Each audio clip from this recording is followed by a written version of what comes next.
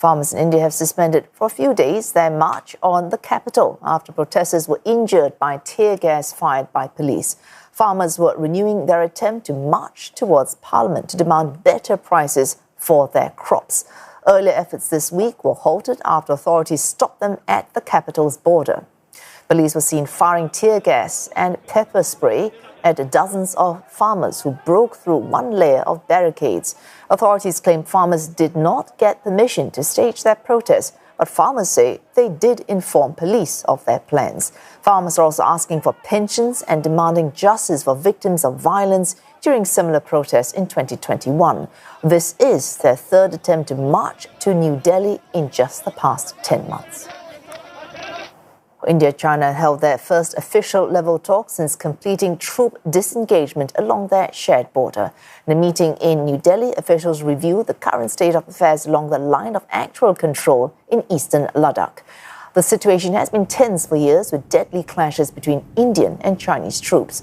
But in October, both sides agreed to de-escalate tensions before completing the withdrawal of forces along the border just weeks later.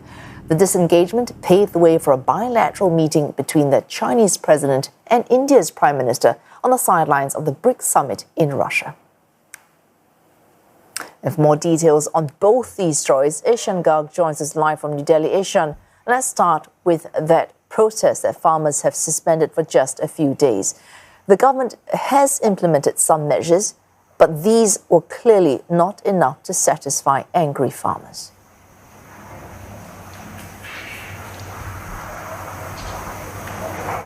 Well, that's certainly the case. The government has implemented a series of measures. We would remember that the big one of these protests took place about 3 years ago when thousands of farmers were camped outside New Delhi for months on end. And that led to the Modi government repealing 3 contentious farm laws, which the farmers had claimed would eat into their income and also take away some of their autonomy in the markets from them.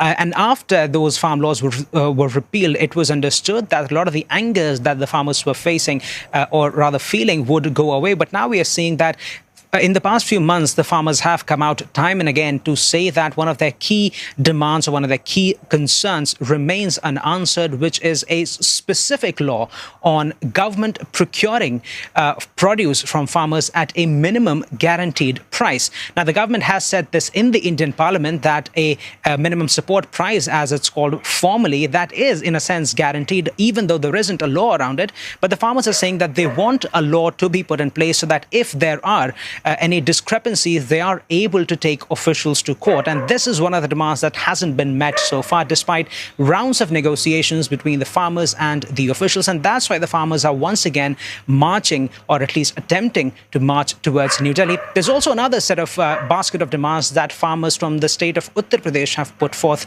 They are asking for more compensation for the land that has been procured by the government. And they're saying that the cost of agriculture should also be brought down. And it's all these basket of demands that the farmers are putting forth in front of the government. The experts, however, are saying that these are all symptomatic of the wider problem, which is the prevailing agrarian distress in the country, because according to one report, the Indian farmers are now among the poorest in the country, and these protests and these demands are a symptom of that wider problem, they say.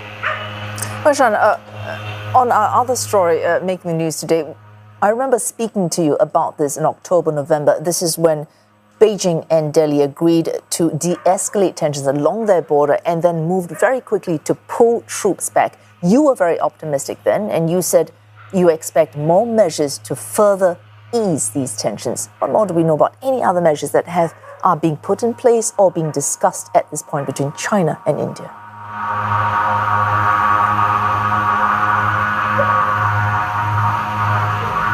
Well, India and China have formally now said that they have disengaged on the eastern Ladakh frontier. And the recent communique that has come out of this meeting has said that they have discussed their previous experiences and have discussed how not to engage with each other once again in a negative manner on the borders. This talks have basically what it has done is has set up the stage for further rounds of negotiations and talk between the Indian side and the Chinese side, now potentially involving senior officials. We are given to understand that India's National Security Advisor Ajit Doval is likely to meet Chinese Foreign Minister Wang Yi sometime in 2025, and these talks will then be taken forward.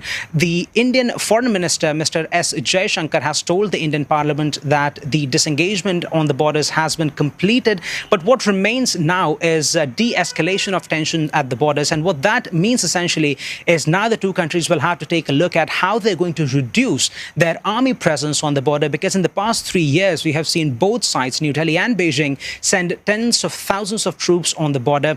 And de-escalation would mean that some of those troops will have to be pulled back. Mr. S. Jaishankar has also said that this disengagement should not be taken for granted, and that India-China relations are very heavily reliant on the situation on the border. And the situation on the border in itself is reliant on two sides mutually respecting each other's territories, not encroaching into each other's boundaries, and not unilaterally changing where the boundary lies. Because India-China boundary is it's massive and is often very poorly demarcated. So it looks like India and China have finally made some solid progress on their border disengagement, but there's still a way to go. Well, thanks to Ishan Garg reporting live there from New Delhi.